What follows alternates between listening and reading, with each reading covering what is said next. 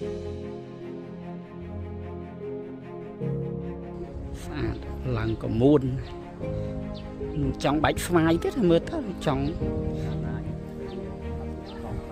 ស្អាតនេះដុំយ៉ាងវាដុំនេះ30គីឡូដុំនេះមានចម្រុះពណ៌នេះមានលឿងផងជាប់អាបៃតងផងអាបៃតងឡើងចាំងភ្លើងចូលសាច់ត្បូងចឹងស្អាតអាបៃតងឡាយបណ្ដោយចាំងភ្លើងចូលឡើងកមូនយកបណ្ដោយ30គីឡូដុំ